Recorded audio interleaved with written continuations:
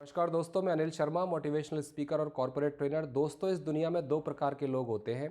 पहले प्रकार के लोग वो होते हैं जो सिचुएशंस जैसे बाहर घटित होती हैं, उन सिचुएशन के हिसाब से ही उनकी ज़िंदगी की डायरेक्शन, उनकी ज़िंदगी की दिशा चेंज होती है। जैसी सिचुएशन होगी उसी हिसाब से वो भी चल पड़ते हैं।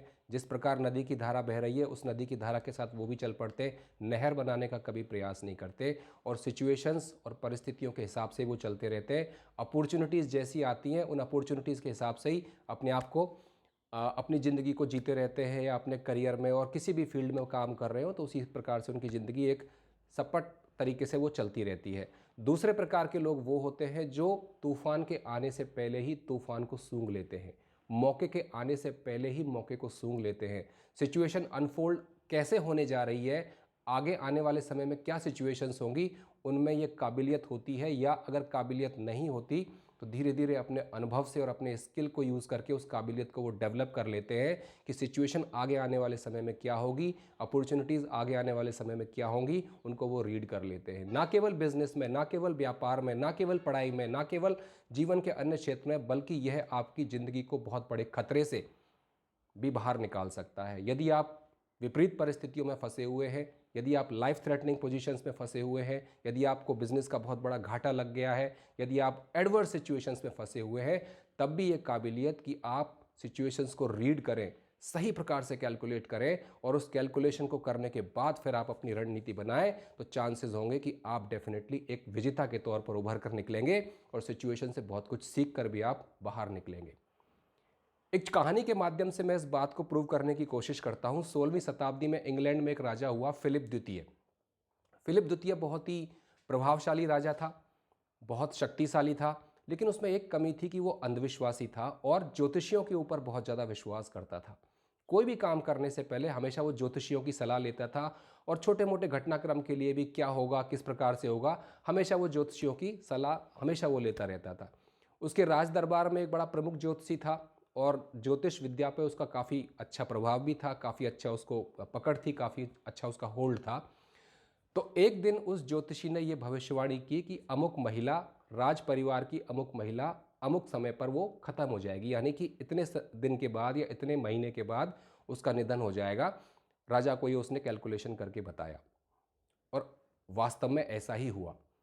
उस निश्चित समय पर वो महिला का निधन हो गया, वो महिला स्वर्गवासी हो गई। तो राजा को जब ये पता चला फिलिप द्वितीय को, तो ये बड़ा चिंतित हो गया। और चिंतित होने के दो कारण थे। राजा फिलिप ने सोचा कि या तो इस ज्योतिषी ने उस महिला का, जो राज परिवार की महिला थी, उसका मर्डर कर दिया है, उस परिस्थिति में भी उसको मृत्युदंड देना था ज्योतिषी को।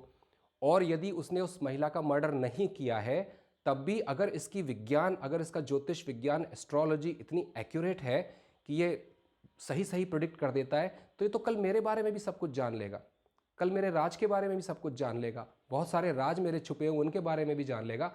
इस परिस्थिति में भी इसको मृत्युदंड देना तो बनता है। तो राजा फिलिप द्वितीय ने अपने मन में निश्चय कर लिया कि इस ज्योतिषी को मैं मार के ही दम लूंगा, इसको मैं मृत्युदंड दूंगा। उसने एक दिन अपने महल की सबसे ऊंची छत पर अपना दरबार सजाया। पहले से ही प्लानिंग कर ली थी, सैनिकों को पहले से ही बता दिया था कि जैसे ही वो ज्योतिषी आए तो जैसे ही मैं इशारा करूं आपको मैं संकेत दूंगा, और जैसे ही मैं आपको संकेत दूं, आपको इशारा दूं, इसको उठा के महल की छत से नीचे पहाड़ियों में फेंक देना और इसका अंत हो जाएगा। तय समय पर ज्योतिषी दरबार में आया। उस दिन दरबार जो रेगुलर हॉल में लगता था वहाँ नहीं लगा हुआ था, दरबार महल की सबसे ऊंची छत पर लगा हुआ था। ज्योतिषी का ये देखकर थोड़ा माथा ठनका। वह फिर भी राजा को नमस्ते करके, राजा को उसने झुककर प्रणाम किया और अपने नियत स्थान पर बैठा। राजा ने कहा कि ज्योतिषी, आप बताइए कि हम दोनों में से सबसे पहले मृत्यु किसकी होगी। तो ज्योतिषी ने मन में सोचा कि राजा ने बड़ा अनयूजुअल प्रश्न पूछा है कि हम दोनों में से सबसे पहले मृत्यु किसकी होगी। तो ज्योतिषी ने अपना जो पंचांग कैलेंडर जो भी था वो निकाला, और लेकिन ज्योतिषी सिचुएशन को रीड कर रहा था। जो भी घटित उसके सामने हो रहा था, what ever was unfolding right in front of his eyes, he was accurately reading all the situations and he was accurately reading all the science. तो उसने अपना पंचांग निकाला, कुछ इस प्रकार का बहाना किया या दिखावा किया कि वो कुछ कैलकुलेशन कर रहा है। 10-15 मिनट उसने लगाए। राजा मन ही मन मुस्कुरा था कि देखते हैं क्या होता है, आज तो इसका काम तमाम करना ही है मुझे। लेकिन ज्योतिषी, he was a good reader, मौके को पढ़ना वो जानता था। सिचुएशन जैसी उसके सामने घटित हो रही हैं उनको वो सही सही आकलन करना जानता था। तो 15-20 मिनट बाद उसने इस तरह से दिखावा किया, कैलकुलेशन किया, पन्नों पे कुछ लिखा और फिर बोला कि महाराज मैं आपसे पहले मरूंगा, यानी कि मेरी मृत्यु जो है वो आपसे पहले होगी और आपकी मृत्यु मेरे मरने के 3 दिन बाद होगी। मेरी कैलकुलेशन ये कहती है कि मैं आपसे पहले मरूंगा, लेकिन आपकी मृत्यु भी मेरे मरने के 3 दिन बाद ही हो जाएगी। ऐसी मेरी कैलकुलेशन, ऐसी मेरी ज्योतिष गणना कहती है। तो राजा फिलिप द्वितीय ने जैसे ही ये सुना कि इस ज्योतिषी के मरने के 3 दिन बाद मैं भी मर जाऊंगा, वो एकदम से मन ही मन सन्न रह गया, अवाक रह गया और उसने कभी भी उस ज्योतिषी को महल की छत से नीचे नीचे फेंकने का संकेत अपने सैनिकों को नहीं दिया। खुशी खुशी उसको विदा किया और उस दिन के बाद से उसने बड़ा ध्यान रखा राजा ने कि उस ज्योतिषी की स्वास्थ्य को कोई प्रॉब्लम ना हो। राज्य में जो अच्छे से अच्छे वैद्य थे, राज्य में जो अच्छे से अच्छे फिजिशियंस थे, उनको उस ज्योतिषी की सेवा में लगा दिया और ताउम्र जब तक वो ज्योतिषी जिंदा रहा तब तक बड़े बड़े वैद्य, बड़े बड़े फिजिशियंस, बड़े बड़े चिकित्सक उसकी सेवा में लगे रहे और ज्योतिषी को उसने अपने राजमहल में निकट के ही पैलेस में उसने शिफ्ट कर लिया कि भाई कहीं इसको कुछ ना हो जाए। इतिहास बताता है कि ज्योतिषी की भविष्यवाणी गलत साबित हुई। ज्योतिषी से पहले ही राजा मर गया, लेकिन उसके प्रेजेंस ऑफ माइंड से ज्योतिषी की एबिलिटी, जो कि सिचुएशंस को सही सही प्रकार से रीड करने की एबिलिटी थी, अदरवाइज उस दिन वो मर जाता, अदरवाइज उस दिन उसका अंत तय था। लेकिन ज्योतिषी ने उसके सामने जो पूरा घटनाक्रम हो रहा था उसका सही सही एक्यूरेट आकलन किया और उसके हिसाब से ही अपनी रणनीति बनाई और न केवल अपनी जिंदगी बचाई बल्कि अपने परिवार की खुशहाली का मार्ग भी प्रशस्त किया। दोस्तों, एक सच्ची घटना है, क्रॉनिकल्स में आती है, ब्रिटिश जो क्रॉनिकल्स है, हिस्ट्री है, उस एनल्स ऑफ ब्रिटिश हिस्ट्री में ये घटना है। मैं एक किताब पढ़ रहा था तो उस किताब में मुझे ये घटनाक्रम जानने को मिला।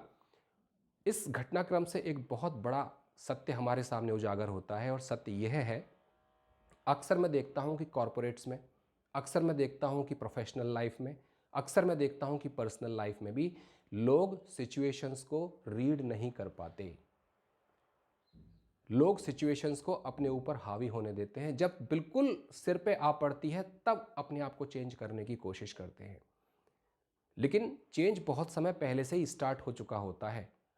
अगर आपके अंदर उस चेंज को, जो घटित होना प्रारंभ हो चुका है, उसको रीड करने की एबिलिटी है, उसको रीड करने की काबिलियत है, तो आप तय मान के चलिए कि जब चेंज एकदम क्लाइमैक्स पर पहुंच जाएगा तो आप पूरी तरह से तैयार होंगे उस सिचुएशन को प्रॉपर तरीके से हैंडल करने के लिए।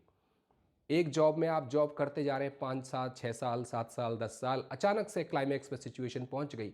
अचानक से जो धीरे धीरे चेंजेस हो रहे थे वो ऐसी सिचुएशन में पहुंच गए कि अब आपका जॉब करना मुश्किल हो गया। अचानक से कोई 24-25 साल का लड़का आता है और जो वर्षों से आप काम कर रहे थे उसको एकदम से उसने नल एंड वॉइड कर दिया, क्योंकि आपने इतने समय से चीज़ों को टेकन फॉर ग्रांटेड ले रखा था। रोज आए दिन हमारे जीवन में इस प्रकार की घटनाएं होती हैं। तो सबसे इंपॉर्टेंट चीज़ है, आपके पास टैलेंट है, आपके पास कम्युनिकेशन स्किल है, आपके पास पर्सनैलिटी है, बहुत अच्छी बात है, आपके पास नॉलेज है, बहुत अच्छी बात है। लेकिन सबसे इंपॉर्टेंट चीज़ है कि आप सिचुएशन को किस प्रकार से रीड करते हैं, आप मौक़ों को किस तरह से ताड़ते हैं। मौक़ों को ताड़ लेते हैं आने से पहले ही और उसी हिसाब से आप अपने आप को पोज करके रखते हैं, प्रिपेयर करके रखते हैं, अपना उसी हिसाब से ओरिएंट करके रखते हैं, या आप ढुलमुल तरीके से बैठे रहते हैं और फिर कहते हैं कि अरे ये मैं कर रहा था, अचानक से ये आया कल का लड़का और सारी रिस्पॉन्सिबिलिटी इसने मेरे से ले ली। मैंने देखे इस प्रकार के बहुत सारे केस मेरे प्रोफेशनल करियर में। तो आज के वीडियो के माध्यम से मैं सिर्फ एक ही चीज़ आपको कहना चाहता हूँ कि मौके को ताड़ना सीखिए, मौके पर चौका लगाना सीखिए। और ये कब पॉसिबल होगा? जब आप सिचुएशंस को रीड करेंगे, जब आप ऑब्जर्व करेंगे, जब आप अपने आसपास के वातावरण में, आपके वर्क प्लेस पे, जहां भी आप काम करते हैं, छोटे छोटे चेंजेस को आप ऑब्जर्व करेंगे और देखेंगे कि ये चेंजेस धीरे धीरे लॉन्ग टर्म में क्या क्यूमुलेटिव इफेक्ट लेकर आएंगे। तब आप सिचुएशंस को ताड़ लेंगे और तभी आप मौके पर चौका लगाने में सक्षम होंगे। और जो मौके पर चौका लगाता है वही विजेता होता है, वही सिकंदर होता है। मैं आशा करता हूं आपको वीडियो पसंद आया होगा। वीडियो देखने के लिए बहुत बहुत धन्यवाद।